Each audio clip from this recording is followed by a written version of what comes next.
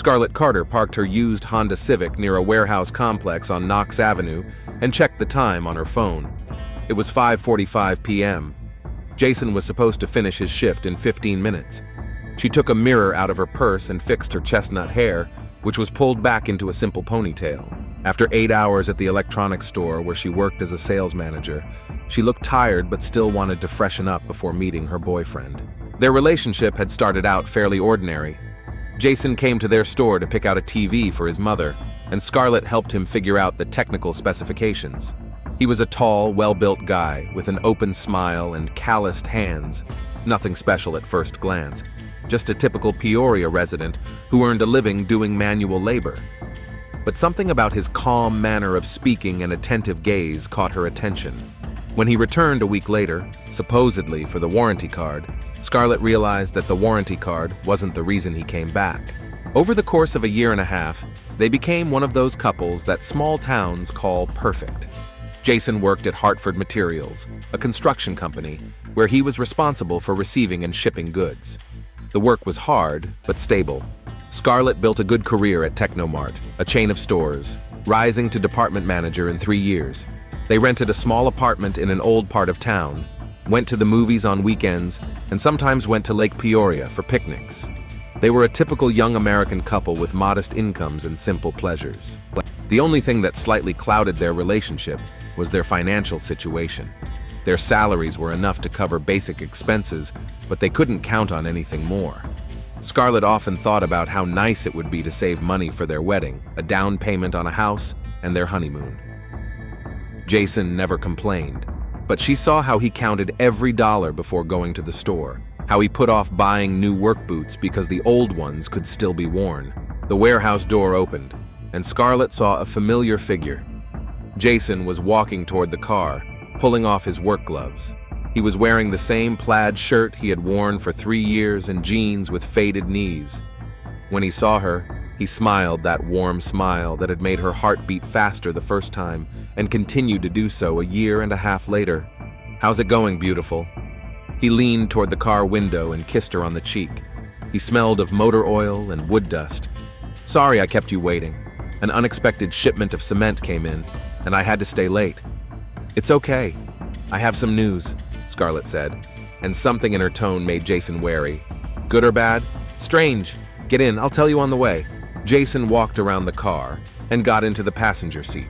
Scarlett started the engine and pulled out of the parking lot. They drove in silence for a few minutes while Scarlett gathered her thoughts.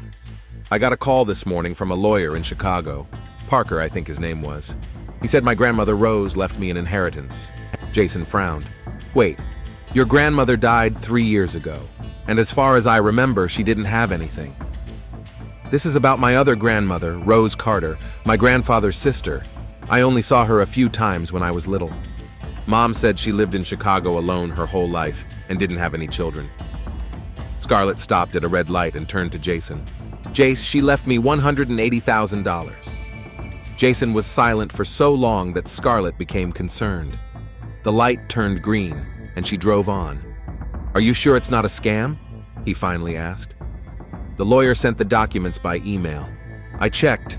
The firm exists. The licenses are valid. We have to go to Chicago tomorrow to finalize everything." "My God, Scarlett, this changes everything." "Yes, it does." She paused. "We could buy a house. Not on credit, but outright, with cash. And we'd still have money left over for the wedding for—" "Stop.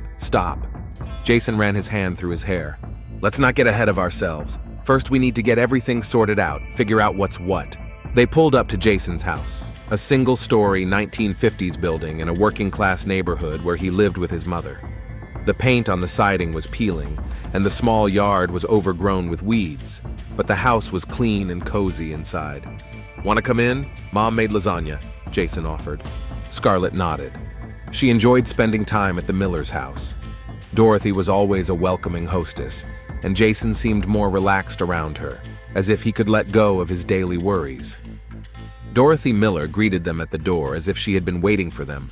She was an elegant woman of 52, with carefully styled blonde hair and expressive brown eyes. Even at home, preparing dinner, she looked as if she were getting ready to go on stage. That was Dorothy. She turned even simple household chores into a performance of sorts. "Scarlett, dear, how's work? And you, Jason, why so gloomy?" She hugged them both, and Scarlett, as always, caught the faint scent of expensive perfume. Dorothy had been an actress at the Peoria Central Theater for over 20 years. It was a small repertory theater that staged classic plays and contemporary drama for the local audience. Dorothy had never been a star, but she played supporting roles and cameos and was involved in every production.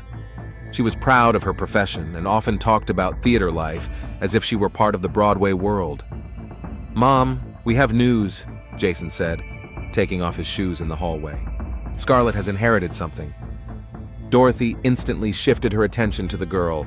Her acting experience had taught her to pick up on the slightest changes in people's moods, to read between the lines, to understand the subtext. An inheritance? How interesting. Tell me everything from the beginning, dear. Over dinner, Scarlett recounted the story of the lawyer and the unexpected will. Dorothy listened attentively, occasionally asking clarifying questions. Her reaction was exactly what Scarlett expected from a close friend. Sincere joy, surprise, plans for the future. "180,000, Dorothy exclaimed. "That's wonderful. You can finally start a normal life, buy a house, get married." Scarlett noticed Jason tense up at the word marriage. They had never seriously discussed marriage, although both understood that their relationship was moving in that direction. "Let's settle the inheritance first," Jason said cautiously. "Then we'll make plans." Of course, Dorothy agreed. But Scarlett noticed how her eyes lost their warmth for a moment. Actresses are good at controlling their facial expressions, but sometimes true emotions break through. After dinner, when Scarlett went to help with the dishes, Dorothy took her aside. "You know, dear, I'm so happy for you. Jason is a good boy, but we never had any money in our family. His father left when Jason was 12, and I raised my son alone. The theater, unfortunately, doesn't pay very well." She paused, wiping a plate. "Sometimes I think Jason has a complex about our situation. He's afraid he won't be able to provide for you properly. Dorothy, that doesn't matter to me. I love him just the way he is." "I know, dear, but it matters to a man, especially a man like Jason. He's proud, like his father." Dorothy paused and looked at Scarlett intently. "Just be careful. Money changes people, sometimes for the worse." At that moment, Jason entered the kitchen. "What are you whispering about?" he asked with a smile. But Scarlett thought she detected a note of tension in his voice. "Women's secrets," Dorothy replied, but the atmosphere in the kitchen had changed. Later, when she and Jason were alone in the living room, Scarlett tried to return to the conversation about the inheritance. "Jace, what do you think about the house? We could look at something in the Lakewood area. There are good schools there if we ever—" "Scarlett, let's not rush into anything," Jason interrupted her. "That's a lot of money.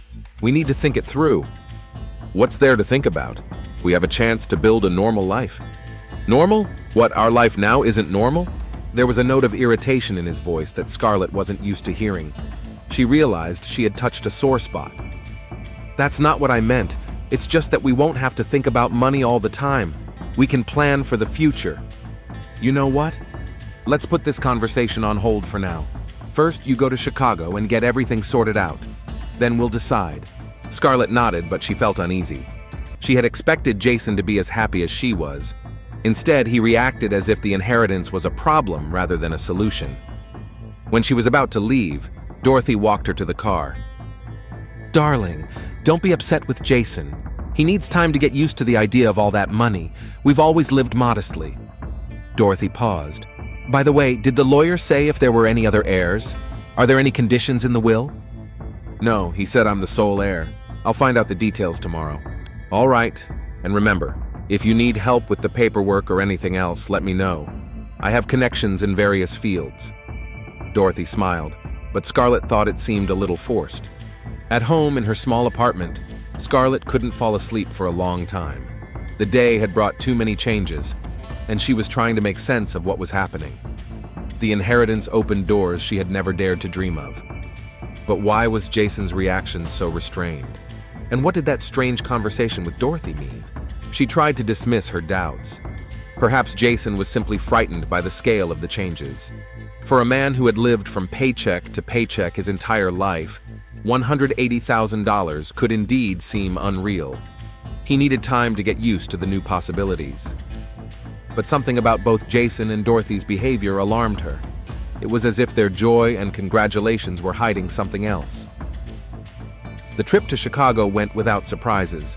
Attorney Parker turned out to be an elderly man with impeccable manners who guided Scarlett through all the formalities with professional precision. Rose Carter had indeed left her niece all her savings, accumulated over years of working as a secretary at an insurance company and through wise investments. There were no hidden conditions, no other heirs. "Your aunt was a very practical woman," Mr. Parker explained as he handed over the documents. "She watched your life from afar and decided that you were worthy of this inheritance. In her will, she wrote, 'Scarlett is the only one in the family who is building her life honestly and wisely.'" On her way back to Peoria, Scarlett felt a strange mixture of joy and anxiety. The money was real, the documents were in order, but Jason's behavior continued to bother her. In the 3 days since he had received the news, he had become more withdrawn, avoiding talk about the future and responding with monosyllables to her attempts to discuss their plans. On Friday evening, they met at her house to celebrate the settlement of the inheritance. Scarlett prepared dinner and bought a bottle of champagne, hoping that the romantic setting would help Jason relax. "So, it's official?" he asked, looking over the documents. "Yes, the money will be in the account on Monday." Scarlett filled the glasses. "Jace, I know this is all sudden, but aren't you happy? We can finally—" "Scarlett," he interrupted, setting down his glass. "Have you thought about what will happen to me? I work in a warehouse for $13 an hour. You're rich now. How does that look?" "How does it look? We're a couple. That money is ours." "No, it's not ours. It's yours." Jason stood up and paced the room. "I don't want to be a kept man." "Jason, don't be ridiculous.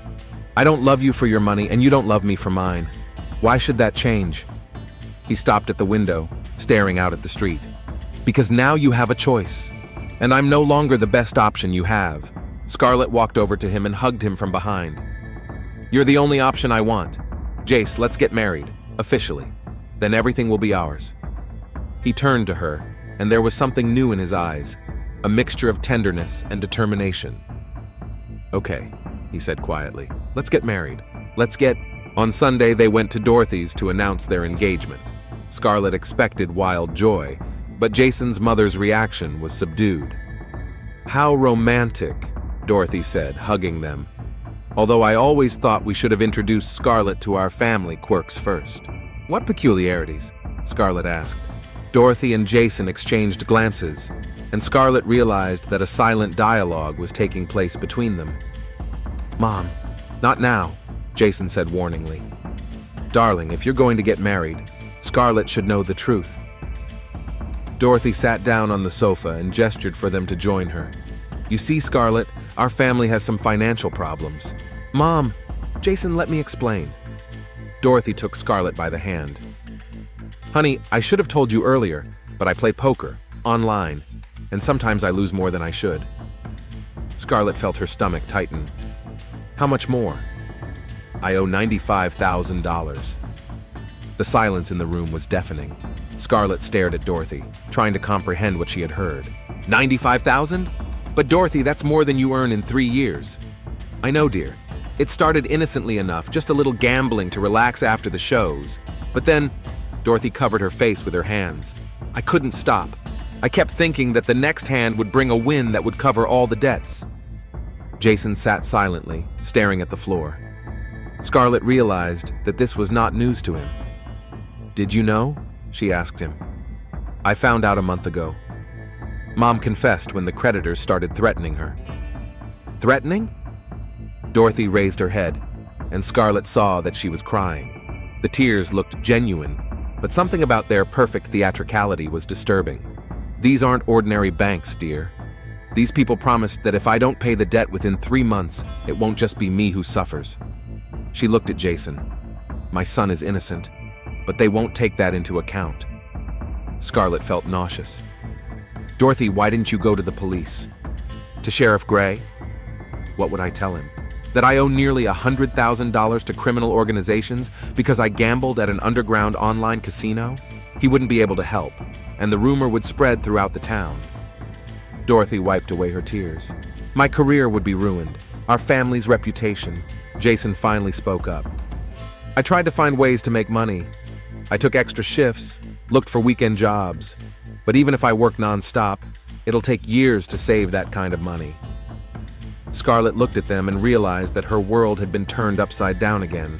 The inheritance that had seemed like a gift from fate now looked like the only salvation for her fiancé's family. What do you want from me? She asked quietly. Nothing, Jason replied quickly. Scarlett, we can't ask you. Darling, Dorothy interrupted him. We're not asking for anything. It's your money, and the decision is yours alone. But I thought you should know the situation the family you're joining is in. Scarlett stood up and paced around the room. Her thoughts were confused. On the one hand, $95,000 was more than half of her inheritance. On the other hand, these people would become her family. Jason was clearly tormented by guilt and helplessness. How much time do we have? She asked. Until the end of the month, Dorothy replied. 3 more weeks. All right, I'll think about it. When they left, Dorothy walked them to the door. At the threshold, she stopped Scarlett. Darling, I want you to know that I'm terribly sorry for dragging Jason into this. He's a good boy, and he loves you sincerely. Don't let my mistakes ruin your happiness. They drove in silence. Finally, Jason spoke. Scarlett, I understand if you want to reconsider. It's a lot to ask. Do you want me to reconsider? Number. But I can't ask you to sacrifice half your inheritance for the sake of our family. What if I decide to help? Jason pulled the car over to the side of the road and turned to her. Are you serious? I don't know. I need time to think. Scarlett looked at him. Jace, are you sure your mom has no other options? What do you mean? I don't know. Sell the house, declare bankruptcy, find a better job. The house isn't ours. We've been renting it for 10 years. Bankruptcy won't make these people go away, and there are no jobs for a 52-year-old actress in Peoria. Scarlett nodded. It made sense. Too much sense. Over the next few days, she tried to focus on her work, but her thoughts kept returning to the conversation at the Miller's house. Something about Dorothy's behavior bothered her. The tears seemed genuine. The story sounded plausible, but acting training. 20 years on stage, the ability to get into character, evoke the right emotions, convince the audience of the sincerity of her feelings. On Thursday evening, Scarlett decided to test her suspicions. She went to Dorothy's house under the pretext of discussing wedding plans. Jason was at work. Scarlett, dear. What a surprise. Dorothy greeted her with her usual warmth, but there was tension in the house. Dorothy, I wanted to talk to you about your debts. Maybe there's a way. No. Dorothy interrupted her sharply, and the mask of hospitality slipped for a moment. I mean, thank you for your concern, but the situation is hopeless. And if I give you the money, how can we be sure you won't gamble again? Dorothy rose from her chair so abruptly that she knocked over her cup of coffee. Scarlett, I understand your doubts, but... She paused, took a deep breath, and calmed down again. I'm sorry, I'm nervous. Of course, you have a right to be skeptical. But Scarlett had already seen what she wanted to see.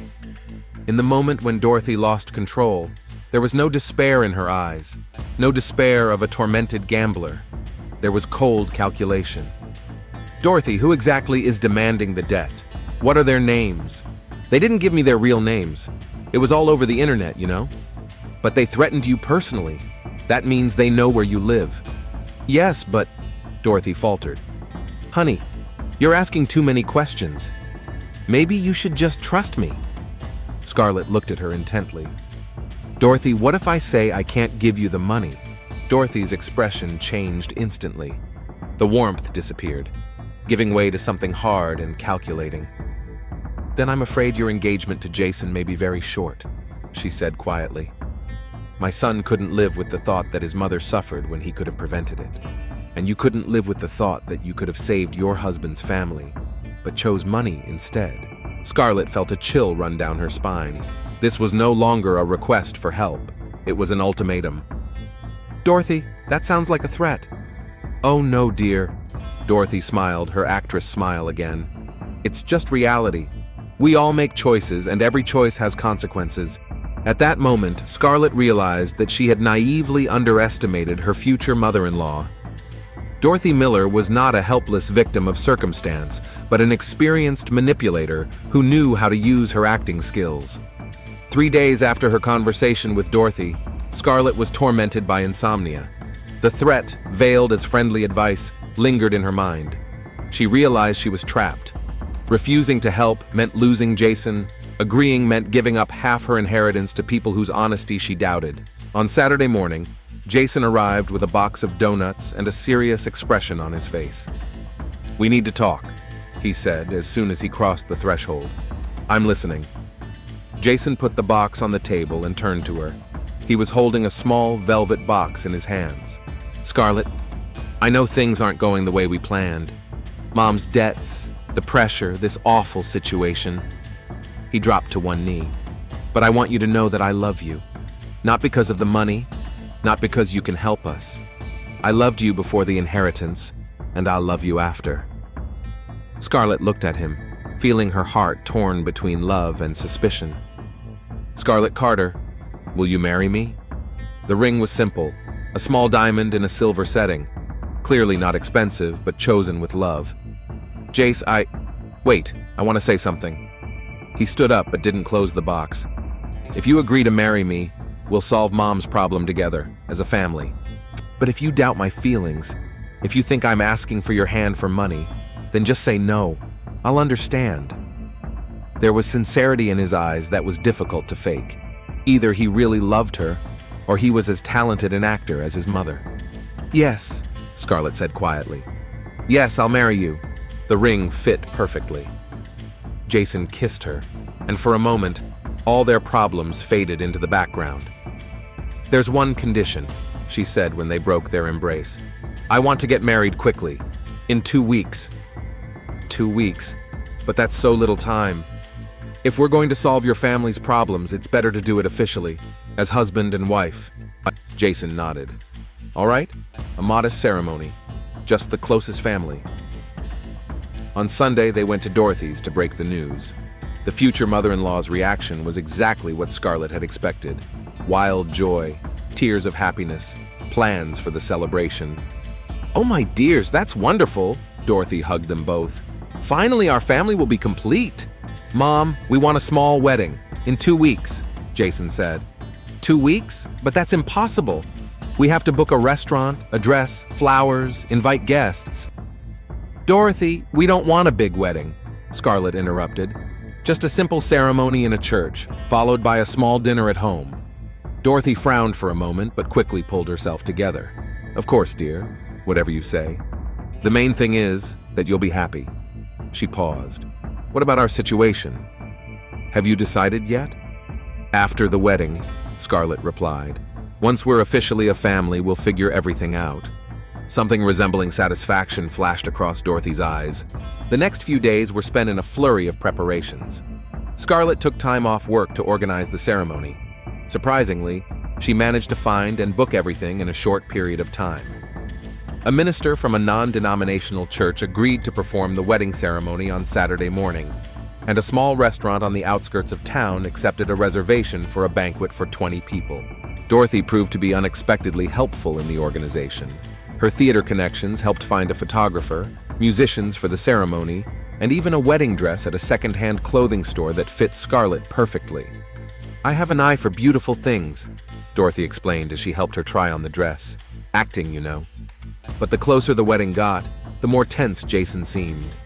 He became quiet, distracted, often catching himself staring at Scarlett as if trying to understand or remember something. "Are you okay?" she asked on Wednesday evening as they were choosing wedding rings. "Yeah, just tired. Lots of work, wedding preparations. Jace, if you have any doubts." "No," he replied too quickly. "No, I don't have any doubts. I'm just nervous. It's a big step." Scarlett nodded, but something about his behavior continued to bother her. On Thursday evening, Jason said he was going to spend time with his mother discussing the final details of the ceremony. Scarlett stayed home, sorting through gifts from her colleagues and making a list of thank you cards. The atmosphere in the Miller home was tense. Dorothy paced the living room like an actress rehearsing a role before opening night. "Jason, we need to think this through again," she said. "After the wedding, we'll only have one chance." "Mom, I'm not sure we're doing the right thing." Dorothy stopped in front of her son. There was no maternal tenderness in her eyes, only cold determination. "Jason, look at me. You're 26 years old. You work in a warehouse for peanuts and live with your mother. You have no education, no prospects, no future." She spoke softly, but each word hit like a blow. "Scarlett is beautiful and intelligent. How long do you think it will be before she realizes she can find someone better? She loves me. She loves you now, but when the money runs out to pay my debts, when she realizes she's tied her life to a loser from a broken home, love is a luxury only rich people can afford." Jason turned away to the window. "But murder, Mom, that's forever. There's no coming back." "There's no coming back." Dorothy came up to him and put her hand on his shoulder. "These people aren't joking, Jason. If we don't pay the debt, they'll kill me. And then they'll come for you. Do you want Scarlett to be a widow a month after her wedding?" "What if something goes wrong? What if they catch us?" "They won't catch us. We've thought it all out." Dorothy spoke with the confidence of a professional actress in character. A romantic trip to the lake on Sunday. An accident. The young wife slips and falls off a cliff. The grief-stricken husband calls the rescue service, but alas, it's too late. "Mom!" "Jason, I'm not asking you to kill a random person. This is Scarlett, a girl who got an inheritance for nothing, did nothing to earn it. A girl who could save our family with the wave of a hand, but instead she's bargaining and making demands." Dorothy's voice takes on a tone of righteous anger. "She's using her money as a weapon against us. She agreed to help after the wedding. And you believe her?" "Jason, think logically. After the wedding, the money will be shared, but divorce will deprive you of your right to the inheritance. She'll get married, wait a couple of months, and then find a reason to divorce you, and you'll be left with nothing." Jason was silent, and Dorothy realized she had hit the mark. "There's only one way to guarantee our future," she continued more softly. "Scarlett must die after the wedding, but before she has a chance to change her will. As her legal husband, you will receive the entire inheritance. We will pay off the debts, buy a house, and start a new life. What if I can't? What if at the last moment? Then I'll do it myself." Dorothy looked at her son seriously. "Jason, I'm willing to go to prison to save your future, but it would be better if you did it. Your husband will be less suspicious and more sympathetic." On Friday, they drove to Lake Peoria, supposedly to choose a place for their honeymoon. Dorothy stayed at home, saying she had rehearsal at the theater. Jason showed Scarlett a picturesque spot on the North Shore, a small clearing among the trees with a view of the water. Nearby was a steep cliff about 30 feet high. "It's beautiful here," Scarlett said, admiring the landscape. "Too bad it's too cold for a picnic." "We'll come back in the summer," Jason replied, studying the terrain. The path to the cliff was narrow and slippery with fallen leaves. Below were rocks and shallow water. If someone fell, "Jason, can you hear me?" He started. "What? Sorry, I was lost in thought." "I said maybe we should go back. It's getting dark." On the way home, Jason was unusually quiet. Scarlett attributed it to pre-wedding nerves. That evening, Dorothy greeted her son with an eager look. "Well, is it a good place?" "Yes," Jason replied quietly. "Suitable. So on Sunday morning, you'll go there for a picnic, to celebrate your honeymoon." Dorothy spoke businesslike, as if discussing the program for a play. "I'll pack a basket with food and a thermos of coffee. You take the shovel from the garage, for the campfire, of course." "Mom, what if—" "No what ifs, Jason. Tomorrow, you're marrying a girl who can secure our future, and on Sunday, that future begins." Dorothy hugged her son. "Remember, I'm doing this for you, for us, for our family." On Saturday morning, as she put on her wedding dress, Scarlett felt a strange uneasiness. It wasn't the usual pre-wedding jitters, but something deeper. It was as if an inner voice was warning her of danger. But when she saw Jason at the altar, all her doubts vanished. He looked handsome in the new suit they had bought together, and when he smiled at her, there was the same tenderness in his eyes as there had been on the day they met. Scarlett, do you take Jason to be your husband in joy and in sorrow, in wealth and in poverty? I do. Jason, do you take Scarlett to be your wife in joy and in sorrow, in wealth and in poverty? The pause seemed endless. Jason looked at Scarlett, and something like pain flashed in his eyes. I do, he finally said. Dorothy in the front row wiped away tears with a handkerchief. She was perfect in the role of a grieving mother giving away her son. Sunday morning was clear and cool. Scarlett woke up at 6:30 in her husband's arms and felt a strange mixture of happiness and anxiety. Yesterday's wedding had gone perfectly, but something about Jason's behavior had alarmed her. He was tender and attentive, but there was sometimes a look in his eyes that she couldn't understand. "Good morning, Mrs. Miller," Jason whispered, kissing her neck. "Good morning, Mr. Miller." Scarlett turned to him. "Ready for our first family picnic?" "Ready." Jason got out of bed and went to the window. "The weather is great. Did your mom pack the basket?" Dorothy had insisted that the newlyweds spend their first night at the Miller house and leave for the lake in the morning. "To create the right family atmosphere," she explained. An hour later, they were ready to go. Dorothy met them in the kitchen with a large wicker basket and a thermos. "I made your favorite sandwiches," she said, hugging Scarlett, "and hot coffee. It might be chilly at the lake." "Thanks, Mom." Jason took the basket and headed for the door. "We'll be back in the evening." "Take your time. Enjoy your time together." Dorothy waved them off from the porch, but as soon as the car disappeared around the bend, the smile vanished from her face. The drive to the lake took 40 minutes. Jason hardly spoke, his eyes fixed on the road. Several times Scarlett tried to strike up a conversation, but received only one-word answers. "Jace, are you okay?" "Yeah, just tired after yesterday." "We could postpone the picnic." "No," he replied too sharply, then added more softly, "No, everything's fine. I need some fresh air." They parked at a familiar trailhead. The place was deserted. Few people ventured out to the lake on a cold Sunday morning. Jason took a basket and a small shovel out of the trunk. "What's the shovel for?" Scarlett asked. "For a fire, to make a hole." They walked along the path to the cliff.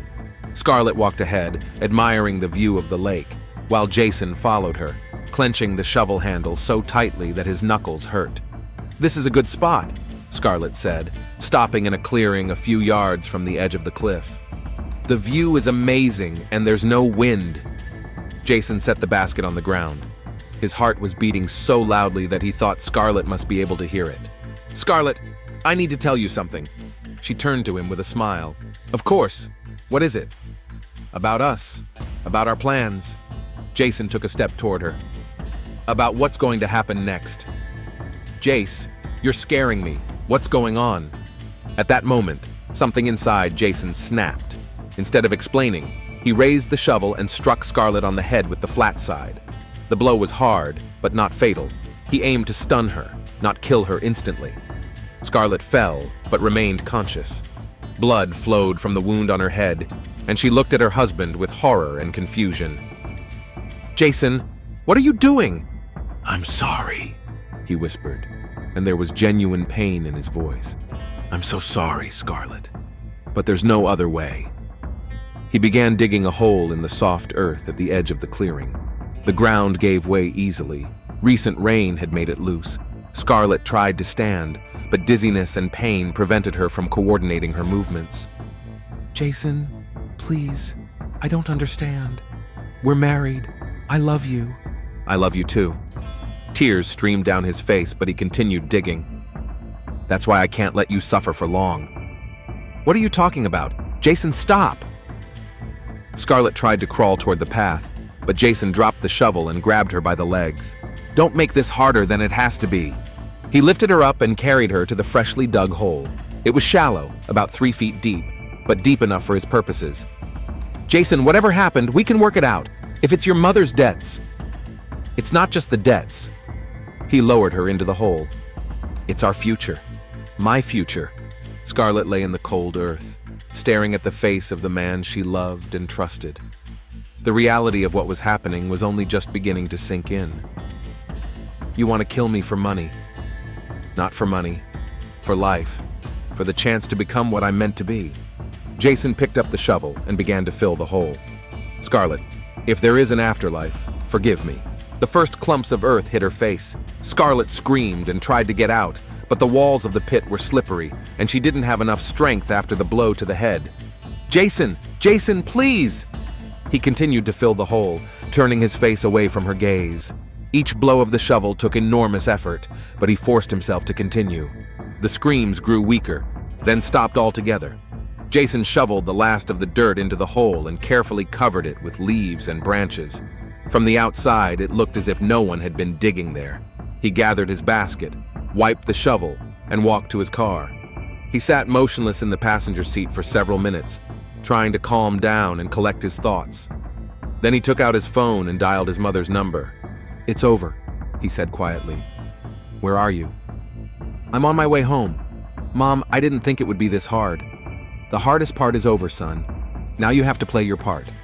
Remember, you're a loving husband who lost his wife in a tragic accident." Jason arrived home around 3 p.m. Dorothy met him in the living room. "How did it go?" "Just as we planned." He recounted the details, and Dorothy listened with the professional attention of an actress analyzing a script. "Good. Now wait until evening and call the police. Tell them that Scarlett went for a walk to the cliff while you were building the fire and didn't come back. You looked for her, shouted, but there was no answer." "What if they find the place?" "They won't. You buried her far enough from the edge. Even if they search with dogs, they'll think she fell in the water." At 7 o'clock in the evening, Jason called the emergency services. "Hello? I need help. My wife is missing. We were on a picnic at Peoria Lake and she disappeared." His voice trembled with genuine emotion, a mixture of grief, fear, and guilt. 20 minutes later, a police car pulled up to the Miller house. Sheriff Thomas Gray responded to the call personally. The disappearance of a young woman on her honeymoon required immediate attention. Gray was an experienced officer who had seen it all in his 20 years on the force. He was a tall, graying man with attentive gray eyes and a habit of noticing details. "Mr. Miller, I'm Sheriff Gray. Tell me what happened." Jason sat in the kitchen with his head in his hands. Dorothy stood next to him with her hand on his shoulder, the perfect picture of a family tragedy. "We went on a picnic to the lake, to the place where I proposed to her." Jason's voice was broken. "Everything was fine. We were eating and talking. Then I decided to build a fire, and Scarlett said she would walk down to the cliff. She wanted to take pictures of the sunset." "What time was that?" "Around 6. I spent about 20 minutes gathering wood, then called her. She didn't answer." Jason looked up at Gray, his eyes red from crying. "I went to look for her. I shouted her name. I searched the entire shore. Nothing." "Did you go down to the water?" "Yes, of course. I thought maybe she slipped. But there are only rocks and shallow water, no traces." Gray made notes in his notebook. "Describe your wife's mood. Was she upset about anything? Did she mention any problems?" "No, everything was fine. We got married yesterday. Today was our first day as husband and wife." Jason's voice broke. "She was happy. She was planning our life, talking about the house we were going to buy." Dorothy sobbed quietly. "Officer Gray, Scarlett is such a careful girl. She would never have risked her life on a cliff. Something must have happened." "Mrs. Miller, when was the last time you saw your daughter-in-law?" "This morning when they left. I gave them a basket of food." Dorothy pointed to the table where the basket stood. "I told them to take their time and enjoy their time together." Gray noticed that the basket looked almost untouched. "Mr. Miller, did you eat anything at the picnic?" "A little. We weren't in the mood after she disappeared. I drove straight home." "I see. I need to examine the scene. Can you show me the way?" "Of course. Anything to help find Scarlett." An hour later, the search party arrived at the lake. Flashlights pierced the gathering twilight. Gray carefully examined the clearing where Jason said the picnic had taken place. "Is this where you were sitting?" "Yes. Scarlett spread a blanket over there." Jason pointed to a spot a few meters from where his wife was actually buried. Gray found traces of a campfire and several pieces of sandwich wrappers. Everything looked plausible. "Did she go in that direction?" "Yes." Gray pointed to the path leading to the cliff. "She said she wanted to watch the sunset from the water." The searchers with flashlights examined the edge of the cliff and climbed down to the shore. They found several broken branches that could indicate that someone had fallen, but no sign of Scarlett. "Mr. Miller, I'm afraid we won't find anything else in the dark tonight. We'll come back tomorrow morning with a larger group and dogs. We'll also ask divers to search the bottom." Jason nodded without looking up. "Just find her, please.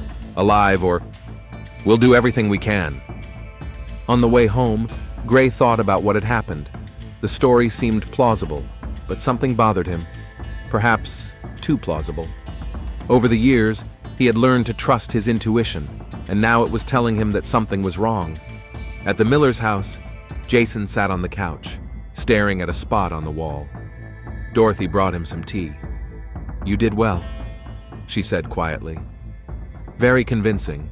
I didn't need to act. I'm really hurt." "That's good. Genuine emotion is the best defense against suspicion."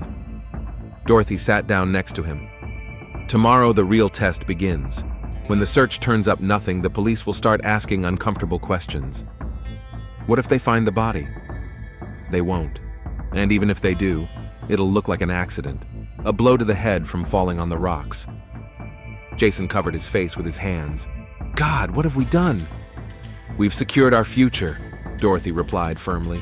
"And now there's no turning back." Monday began at dawn. Sheriff Gray arrived at the lake with an expanded search party. 12 volunteers, dog handlers with 3 dogs, and a team of divers from a neighboring county.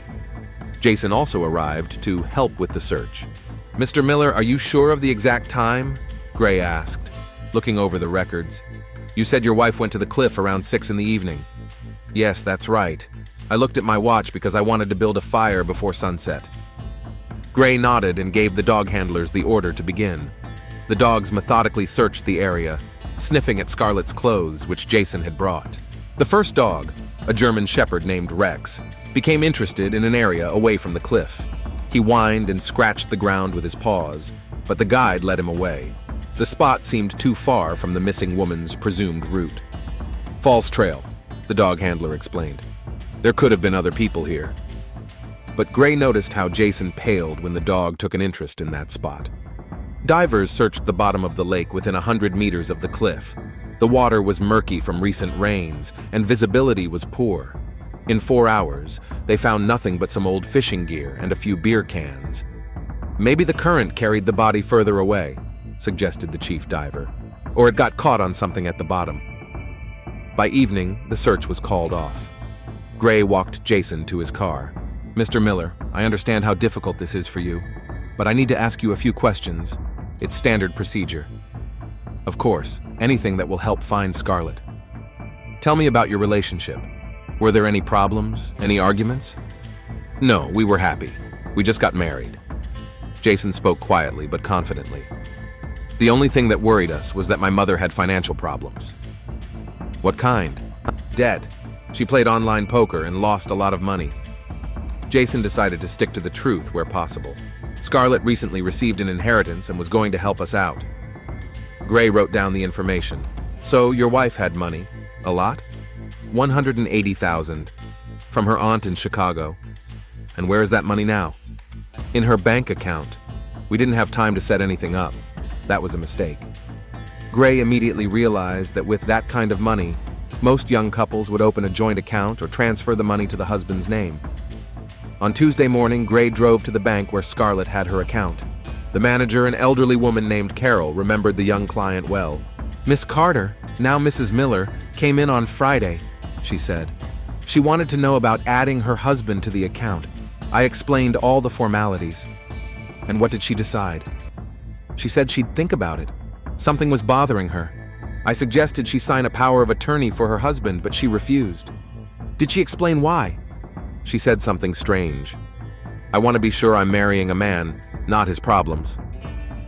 Gray thanked Carol and went to the theater where Dorothy worked. He found her in rehearsal. She was playing Hamlet's mother in a modern adaptation of the tragedy. "Officer Gray, any news about our dear Scarlett?" Dorothy immediately slipped into the role of the concerned mother-in-law. "Not yet, Mrs. Miller. I need to check some details." They went to the theater cafe. Dorothy ordered coffee and sat down so that the light fell on her face at a flattering angle, an actress's habit. Jason told me about your financial difficulties. Oh, that, Dorothy sighed dramatically. My stupidity and weakness, I'm so ashamed. How serious are the debts? $95,000, a terrible amount for a woman in my position. Who are the creditors? Dorothy paused. It's a complicated situation. Online casinos, not exactly legal operations. Have they threatened you? Yes. They said that if I don't pay the debt by the end of the month, not only will I suffer, but Jason will too. Gray took notes. Mrs. Miller, have you sought professional help? Anonymous gamblers, psychotherapists? No, I thought I could handle it myself. Did Scarlett know the details about the threats? She did. We told her on Sunday before the wedding. We wanted to be honest. And how did she react? She said she would help after the honeymoon. Gray looked up from his notebook. But you said the creditors want the money by the end of the month. That's in a week. Dorothy was momentarily taken aback. Yes, but we were hoping to negotiate a delay. The first contradiction. Gray continued his questioning, but Dorothy was cautious and gave evasive answers. That evening, the sheriff returned to the station and called Parker, the Chicago lawyer who was handling Scarlett's estate. Yes, Miss Carter was here a week ago, Parker confirmed. A very sensible girl. By the way, she asked about protecting her inheritance in the event of marriage. In what sense? She wanted to know if her husband could claim the money in the event of her death. I explained that under Illinois law, the spouse inherits all property if there is no will. Did she have a will? No, but she was planning to. She said she wanted to consult with her fiancé. Gray hung up with a heavy heart. The picture was starting to come into focus, and he didn't like what he was seeing. On Wednesday, he returned to the lake with his metal detector. Officially, he was looking for Scarlett's jewelry, but unofficially, he was testing a theory that had formed in his mind. The device beeped in the same spot where the dog had been interested the day before. Gray carefully dug up the ground and found Scarlett's wedding ring. It was lying about a foot deep, clearly not there by accident. Nearby, he found a piece of fabric, a scrap of the white blouse Scarlett had worn on the picnic, according to Jason. Gray called in the forensic team and ordered them to thoroughly examine the area. By evening, they had found enough evidence. Traces of blood on a rock, more scraps of clothing, and most importantly, signs of a recent burial. Someone was definitely buried here, reported the chief forensic investigator. The ground has been disturbed, and there are clear boundaries around the hole. Start digging. Be careful. Scarlett's body was found 3 feet down. She was lying in a fetal position, her face covered with dirt. An on-site examination showed signs of burial while still alive, dirt in the lungs and airways. She was buried alive, the medical examiner concluded. The blow to the head was not fatal, but sufficient to render her unconscious. Gray looked at the young woman's body and felt a familiar mixture of anger and sadness. In 20 years of service, he had seen a lot, but murders motivated by greed always made him feel especially sick. On Thursday morning, he arrested Jason right at his workplace. The guy was loading a truck when the police cars pulled up. Jason Miller, you're under arrest on suspicion of murdering Scarlett Miller. Jason dropped the box he was holding. What? What are you talking about? We found your wife's body. She was buried alive 200 yards from where you were supposedly having a picnic. Jason's face turned white as a sheet. That's impossible. She fell off a cliff. No, Mr. Miller. She was killed with a blow to the head, and then buried in a hole that someone dug specifically for that purpose. We have a shovel from your garage with particles of the same soil on it. Jason's colleagues stood around with their mouths open. No one could believe that a calm, reliable guy was capable of murder. Dorothy was arrested at the theater during the evening performance. She was playing Gertrude's death scene when the police entered the auditorium. The play is over, Gray said as he stepped onto the stage. Dorothy stood in her queen's costume, maintaining her dignity even in this situation. Officer Gray, I hope you have good reason to interrupt a theatrical performance. Dorothy Miller, you are under arrest for complicity in the murder of Scarlett Miller. The audience gasped. Some thought it was part of the performance. This is absurd, said Dorothy, but her voice no longer had its former confidence. During questioning at the police station, Both initially denied their guilt. But when Gray presented the evidence, the ring, pieces of clothing, the results of the shovel examination, Jason broke down. "I didn't want to," he said, crying. "Mom said we had no choice, that these people would kill us if we didn't pay the debt." "What people, Jason?" "We checked. Your mother doesn't owe any money to the mob." "What?" Jason looked up. "But she said, your mother lied. There were no creditors. It was a lie to make you kill your wife for the inheritance." Reality hit Jason like an avalanche. He realized that his mother had used him, manipulated him, turned him into a murderer for money that wasn't even necessary to save their lives. "Mom," he whispered. In the next room, Dorothy was still playing the role of the innocent victim of circumstances. "Officer Gray, I understand that you need someone to blame, but accusing me of murder? I'm an actress, not a criminal." "Mrs. Miller, your son has given a full statement. He told us how you convinced him that the only way to save himself from his creditors was to kill Scarlett. Only there were no creditors." Dorothy lost her composure for the first time. "That's not true. I really did have debts. You had a credit card debt of $2,000. You didn't play online poker. We checked all your bank transactions." The mask finally fell. Dorothy was no longer a concerned mother or a talented actress. Sitting in front of Gray was a cold, calculating woman willing to kill for money. "That girl got $180,000 for nothing, without doing anything," she said with hatred. "And we've lived in poverty our whole lives. Where's the justice?" "Justice, Mrs. Miller, will be served in the courtroom." The trial took place 6 months later. Jason, who testified against his mother in exchange for a reduced sentence, received 25 years in prison for second-degree murder. Dorothy was sentenced to life in prison for first-degree murder and solicitation to commit murder. Scarlett's mother, Sarah Carter, was present at the sentencing. She did not cry or scream. She just sat in the front row and looked at the people who had killed her daughter for money. "Scarlett was a good person," she told reporters after the trial. "She wanted to help this family, and they killed her for it. Scarlett's inheritance, according to the will she had managed to draw up a week before her death, went entirely to her mother. Sarah used the money to set up a fund to help victims of domestic violence. In prison, Jason spent his days in remorse and grief. He realized that he had lost not only his freedom, but also the only person who truly loved him. Dorothy, in a neighboring prison, still considered herself a victim of an unjust system. Sheriff Gray often thought about the case. It reminded him that the most terrible crimes are not committed by strangers in dark alleys, but by those we love and trust. And that greed can turn even those who seemed like normal people into monsters. In the city archives, the Scarlett Miller murder case took its place among other Peoria tragedies. But unlike most crimes, this story was not forgotten.